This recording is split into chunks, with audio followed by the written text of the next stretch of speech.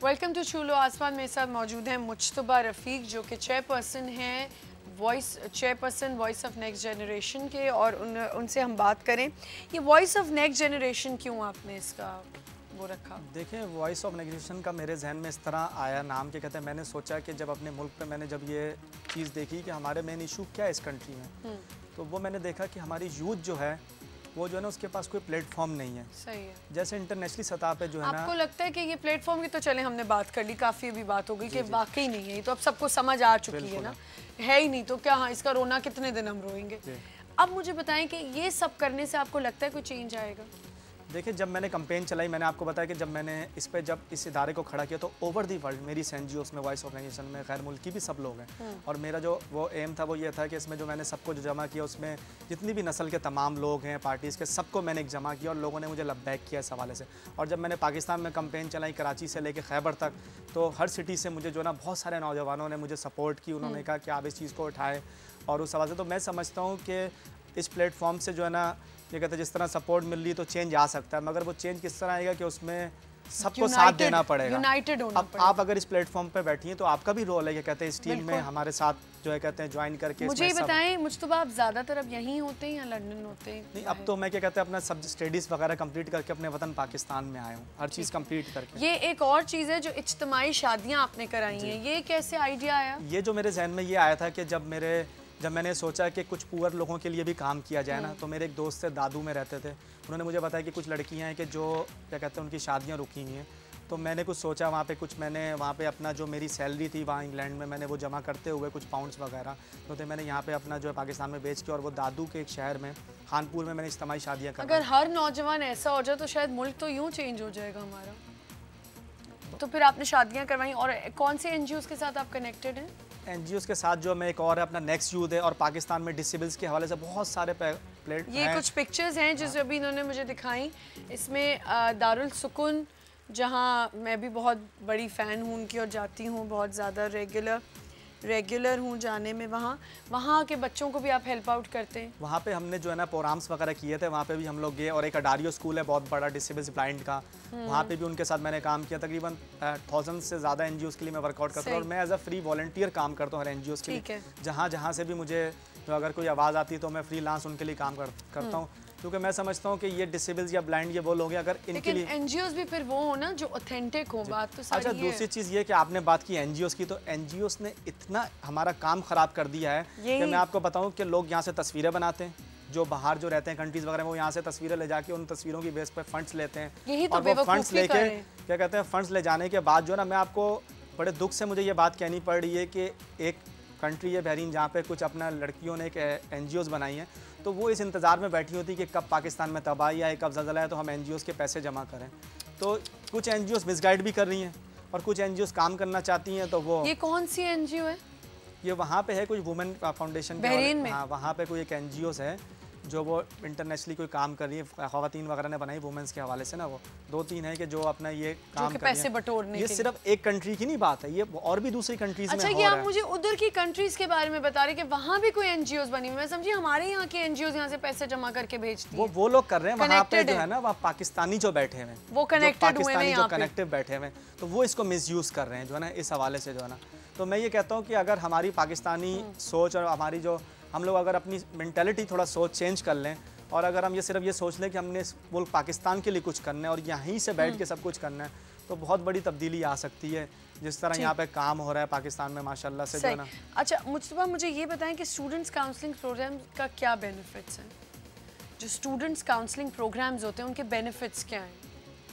Student counselling के वजह से देखें, जैसे यहाँ पे जो बहुत सारे जो ये कंसल्टेंट्स जो बैठे हैं, ठीक है, उसके बारे में मैं एक चीज़ क्लियर ये करूँगा, जो कंसल्टेंट्स यहाँ पे बैठे हुए हैं तो वो स्टूडेंट्स जो पाकिस्तान से बाहर जाना चाहते हैं किसी भी कंट्री में, तो मैं उनसे स्पेशली ये रिक्वेस्ट करूंगा कि वो सबसे पहले एक पूरा का पूरा उस कंट्री का बायोडाटा, उसका स्ट्रक्चर, वही मैं आ रही थी उसी के ऊपर कि हिस्ट्री को जानना कितना ज़रूरी है। हिस्ट्री को जानते हुए फिर फैसला करें। यहाँ से बहुत सारे स्टूडेंट्स, मैं आपको इंग्लैंड की मिसाल दूँ कि कितने लोगों ने यहाँ से अपने घर बेच के वहाँ पर आगे इंग्लैंड में, मैं उनको समझाता था कि नहीं है, वो सिर्फ वहाँ पे जो आके उन्होंने हालात फेस किए, क्योंकि देखें जो रूल्स ऑफ रेगुलेशन है वहाँ की जो गवर्नमेंट है वो आपसे एक एग्रीमेंट कर रही है विद पेपर्स के साथ, जो आप फॉर्म भरते हैं फेडेक्स के थ्रू जाते हैं, उसमें आप बैंक स्टेटमेंट दिखाते हैं, तो मैं ये कह रहा हूँ कि आप एक माइंड अपना बनाएं। अगर आप वहाँ आना चाहते हैं तो आप स्टूडेंट बेस पे आना चाहते हैं तो स्टूडेंट के हवाले से सच्चाई की बेस, सच्चाई के हवाले से। अगर आप ये कह रहे हैं मैं जॉब्स के लिए करना चाह रहा हूँ तो फिर उस हिसाब से आएँ। तो मैं तो ये मशवरा दूंगा कि ये जो कंसल्टेंट हमारे पाकिस्तान में बैठे हुए हैं इनके ऊपर भी जिम्मेदारी, और ये बड़ा मिसगाइड करते हैं, बहुत ज़्यादा मिसगाइड यहाँ से जो है ना सुनहरे सुनहरे ख्वाब दिखा के अखबार में इश्तिहार देख के और आपकी ज़िंदगी बदल जाएगी। तो आप मुझसे पूछें कि मैं जो वहाँ रह के जो चीज़ें देख रहा हूँ, जो हालात वहाँ के हैं, तो मसलन किन किन दुश्वारियों का सामना करना पड़ता है? देखिए वहाँ पे जब हम जाते हैं ना, यहाँ से जब हम अखराजात वगैरह पैसे लेके, तो वहाँ पे जो है ना बहुत सारी चीज़ें हमें देखनी पड़ती है। वहाँ पे हमें रेंट देना पड़ता है, चुटकियों में खत्म, चुटकियों में पैसा होता है। यहाँ पे तो चंद हज़ार रुपए है ना हमारे, तो वहाँ पे तो पाउंड्स तो आपको पता है जब कन्वर्ट करें, वहाँ पे रेंट होता है बाकायदा। रेंट के साथ साथ वहाँ पे जॉब्स आजकल इतनी आसानी से नहीं मिलती, और जॉब्स वहाँ पे जो है ना बड़ी शुरू में तो बड़ी चीप जॉब्स मिलती, वो भी नहीं है इस टाइम। तो वो जो है ना, और वहाँ पे जाके और आप जिस बेस पे जा रहे हैं, तो आप ये चीज़ ज़रूर देख लें कि जब आप यहाँ से जा रहे हैं जिस बेस पे, तो आप उनका जो एग्रीमेंट करके जा रहे हैं, आप उसमें जो उन्होंने चीज़ें लिखी हैं आप उससे हट के काम नहीं कर सकते। लेकिन लोग करते हैं छुप छुपा के। फिर इसकी वजह से दूसरे लोगों का इंप्रेशन, इसकी वजह से जो है ख़ास तौर पे हमारे जो पाकिस्तानी जो वहाँ पे जो कुछ गए हैं पंजाब साइड के, उन्होंने भी बड़ी वहाँ पे प्रॉब्लम्स क्रिएट की हैं। अपना एक अच्छा इमेज बना के बैंक्स के साथ साथ स्टेटमेंट करके बाद में लाखों रुपए लेके, पाउंड लेके वो आके फ़रार हो गए। फिर वहाँ पे जो है वो शादियाँ कर लेते हैं, तो वो शादियों के बाद फिर ये फ्रॉड्स वगैरह, तो ये सब चीज़ें हैं। तो वो जो है ना जिसकी वजह से आने वाले लोगों का जो नौजवान है उनका जो है ना सारा रास्ता बंद हो जाता है। अब मैं आपको बात बताऊं कि जो है अभी जब मैं आया हूँ वापसी, तो मुझे कुछ शोबिस के हवाले से भी कुछ अपना भी ऑफर आना शुरू हो गया, जिसमें एक हमारे बड़े अच्छे दोस्त हैं नवीद हाशमी भाई, जो है वो मुझे बड़ा सपोर्ट करे। एक पाकिस्तानी फिल्म में भी मैंने काम किया था पहले, मेरा दिल मेरी आंखें। अच्छा, उसमें एज ए क्या काम? उसमें एज अ जस्ट क्या कहते हैं, मेरा रोल ये था एक मैंने ब्रदर का किया था जो है ना वो। अच्छा। तो वो एक हिस्ट्री के हवाले से थी, और इंटरनेशनली जो मेरी जो सोच है इस टाइम, मैंने ये सोचा है कि कुछ डॉक्यूमेंट्रीज बनाई जाएँ। ठीक, बिल्कुल पाकिस्तान के इमेज के बेहतर के लिए। तो मैं वही चीज़ कहूँगा कि मैं अकेला कुछ भी नहीं कर सकता, मेरे साथ अगर क्या कहते हैं मुझे अच्छा प्लेटफॉर्म। अगर आपको टॉपिक्स दिए जाएं डॉक्यूमेंट्रीज पे, तो आप क्या टॉपिक्स पिक करेंगे पाकिस्तान के? अगर टॉपिक की बात हो तो मेरे जहन में एक चीज़ आ रही है, तो वो टॉपिक ये कि मैं कौन हूँ। मैंने जो सोचा है मैं कौन हूँ का मतलब ये कि मेरे पास इतना कुछ है। डॉक्यूमेंट्री के लिए आप मैं कौन पे तो बहुत लोग उठ जाएंगे डॉक्यूमेंट्री। तो वो मैंने ये बनाई है कि एक वो नौजवान कि जो डिग्रियां हाथ में लेके, टैलेंट लेके, और किसी के घर पे जाके दस्तखत कर रहा है वो मिनिस्टर के लिए, तो वो कुछ नहीं कर सकता और उसको रास्ते नहीं मिल रहे। तो ये वो एक ऐसी चीज़ है, अगर इसके ऊपर काम हो तो कितनी बड़ी तब्दीली आ सकती है। हाँ। और आज ये हमारी यूथ, मैं समझ रहा हूँ कि अगर हमारी यूथ एक जगह पे प्लेटफॉर्म पे जमा हो जाए, जैसे 1947 की यूथ थी और अब की जो यूथ है, तो मैं समझता हूँ बहुत बड़ी तब्दीली आ सकती है। हमारा पाकिस्तान वो एक ऐसा सोना मुल्क है कि जो सब कुछ यहाँ पे मौजूद है। तो अगर हम कोशिश करें और जज्बे उबुल वतनी के साथ अगर लेके चलें तो बहुत कुछ हो सकता है। सही। अच्छा, मुझे बताएं कि हमारी की जो ये यूथ, यही बात मैं दोबारा करना चाह रही हूँ कि क्यों इतना भागती है अमेरिका, लंदन की तरफ, यूएस, यहाँ पर हमें अब्रॉड जाने का इतना क्यों नशा चढ़ जाता है? देखें, एक तो जो है ना हमारी यूथ में जो है ना शॉर्टकट वाला चक्कर बहुत आ गया, बहुत ज़्यादा। ठीक है, वो किस तरह है कि ये जो अपना अकाउंट्स वगैरह, जैसे हमारी एक हॉबीज़ होती थी पुराने वक्तों में, हम कहते थे जो है ना यार हम जो 14 अगस्त बनाए, ये बनाए। अब तो वो नए से नए दिन आ गए, अपना father day, mother day, Valentine day हम ये बना रहे हैं। फेसबुक वगैरह अकाउंट्स हम उसको यूज़ कर रहे हैं, बहुत सारी चीज़ों से हट रहे हैं पीछे। लेकिन मुझे बताएं कि थोड़ा सा मैं आपसे यहाँ पे डिसएग्री करूँगी कि फादर्स डे, मदर्स डे मनाना कोई गलत बात नहीं है, लेकिन फिर आप उसके साथ साथ और चीज़ों को भी लेके चलें, दूसरी चीज़ें भी बनाएं। मैं ये नहीं कहता कि सिर्फ वो बनाएं आप, मगर अपनी साथ साथ हिस्ट्रीज के ऊपर भी तवज्जो दें, हिस्ट्री पे ज़्यादा तवज्जो दें। तो वो दिन बेशक बनाया जाए, प्यार का जो दिन होता है वो एक दिन तो नहीं होता ना वो। लेकिन मुझे ये बात समझ नहीं आती कि ये देखें ना, ये चीज़ें देखते हुए हमारी गवर्नमेंट क्यों नहीं चलती? हमारी गवर्नमेंट तो ये सब भूल चुकी है। और आपने बात की हमारी यूथ क्यों पाकिस्तान से आज़ाद थी, देखें जिसके पास तो इख्तियारात हैं, ठीक है, वो तो यहाँ से चला जाता है, कहते हैं वो वहाँ उस कंट्री में से वैसा जाता है। हर इंसान की अपनी ख्वाहिश होती है कि वो अपना कैरियर बनाए। उसकी वजह ये कि उसको ये पता है कि जो मुझे इज्जत पाकिस्तान में नहीं मिलनी ना, वो इज्जत मुझे पाकिस्तान से बाहर मिल जाएगी, जरूर मिलेगी। और वो बिल्कुल होता है। मैंने और उन लोगों का भी आप देखें, हम समझते हैं कि शायद वो लोग चालाक हैं या कुछ है, जो अप्रिशिएट करने की चीज़ें वो करते हैं, बिल्कुल करते हैं। अगर वहाँ का एक बच्चा जो नहीं इतना काबिल और यहाँ का एक बच्चा काबिल है, तो वो ज़रूर हमारे ही बच्चे को आगे करेंगे। हमारे यहाँ पता नहीं क्यों ऐसी चीज़ें कर दी गई हैं कि बच्चे को आगे नहीं आने देते। और पाकिस्तान का जो टैलेंट है वो आप देख लें, दुनिया का कोई भी कोना उठा के देख ले, माशाल्लाह से बड़ी अचीवमेंट्स है हमारी, जिसमें जो है ना जो है उसमें काम कर रहे हैं। और इस तरह है कि वो सिर्फ इस वजह से रास्ता बाहर की तरफ चले जाते हैं कि उनको वहाँ पे जल्दी तरक्की मिल जाती है।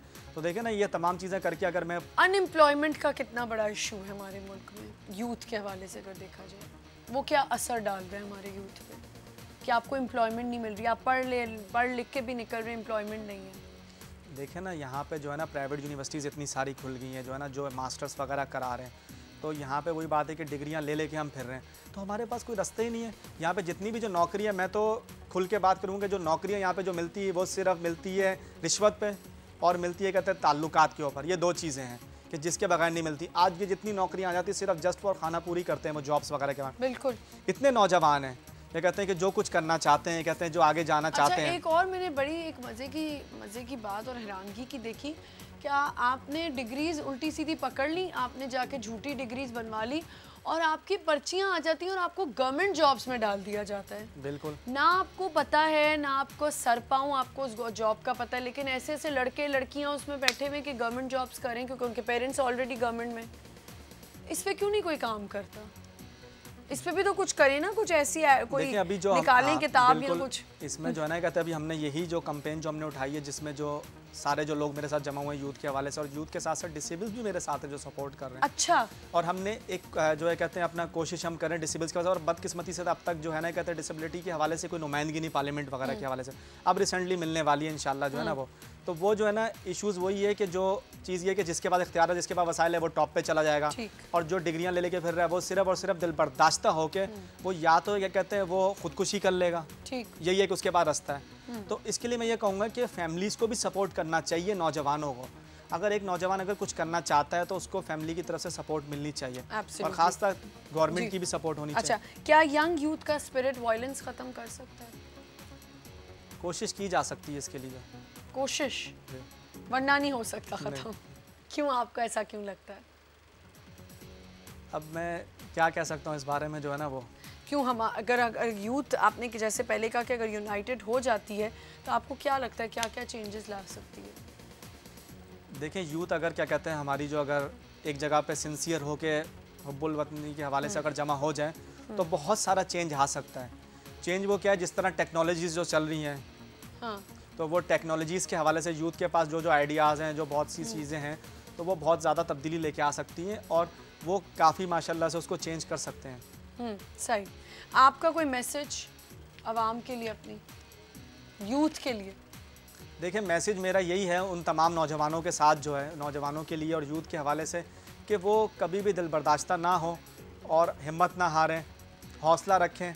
आज अगर उनको कामयाबी नहीं मिलती, इंशाल्लाह वो कोशिश करें, उनको जो है ना एक दिन ज़रूर कामयाबी मिलेगी जो है। और मैं जो बात हो रही थी वॉइस ऑफ नेक्स्ट जनरेशन के हवाले से, मैं कह रहा हूँ कि आप ज्वाइन भी कर सकते हैं मुझे अपना। हाँ, उसको ज्वाइन करने का भी प्लीज़ बता दें, प्रोसीजर क्या है, फेसबुक पे कहाँ कैसे अपना? देखिए, फेसबुक पे जो है ना आप क्या कहते हैं मुझे ज्वाइन कर सकते हैं। ईमेल एड्रेस मेरा जो है वो मुश्तबा लंदन @ जो है ना वो yahoo.com के नाम से, और जो मेरा आईडी जो है वो है मुश्तबा लंदन के नाम से, जो है ना वो मुश्तबा लंदन के नाम से आपको मेरा आईडी आसानी से मिल जाएगा। ये क्या बात है, आपने मुश्तबा पाकिस्तान क्यों नहीं रखा हुआ? मुश्तबा लंदन मैंने इस वजह से रखा था कि मैंने सोचा कि जो है ना इंटरनेशनली सतह से जो है ना मैं कहते हैं अपना ओवर दी वर्ल्ड जो है ना वहाँ में रह रहा था, जस्ट वो मैंने अकाउंट बनाया। अब आप चेंज करें उसको, मुश्तबा पाकिस्तान करें, ये क्या बात है? हाँ नहीं, बिल्कुल मैं इसको चेंज करता हूँ। और यूट्यूब में मेरा जो है वो है मुश्तबा रफ़ीक के नाम से अकाउंट है। अच्छा, और अगर आपके पास अगर कोई ज्वाइन करना चाह रहा है तो उसको कहाँ आना है, कैसे कनेक्ट होना है आपसे? देखिए, ज्वाइन करने, आपकी जो यूथ इसमें कितने लोग हैं आपके साथ इस वक्त शामिल? देखिए, इस टाइम तो मेरे साथ जो यूथ में तो ओवर दी वर्ल्ड बहुत सारे लोग हैं। अभी जो मैंने जस्ट ये पेज बनाया था तो मेरे पास ओवर दी वर्ल्ड तकरीबन जो है ना अच्छे खासे हज़ारों की तादाद में है, 15-20 हज़ार से ऊपर हैं, जिसमें हर नस्ल के लोग हैं। तो ज्वाइन करने का तरीका बहुत आसान है, जो है ना वो जो है ना आप आईडी पे जा सकते हैं, या सेकंड जो मेरा वहाँ पे नंबर आ रहा होगा, जो नंबर है मेरा cell number. Thank you so much Mujtaba, thanks for coming, wish you all the best. आप जो कर रहे हैं उसको अल्लाह मियां और तरक्की दे आपको। बहुत शुक्रिया आपका आने का। अब हमें अपनी फीडबैक दे सकते हैं हमारे शोज़ के हवाले से छू लो आसमान @news1tv.tv पे, और मैसेज अस ऑन www.facebook.com/chuloasman। इंशाल्लाह मैं कल नए शो के साथ आऊँगी। खुदा हाफ़िज़।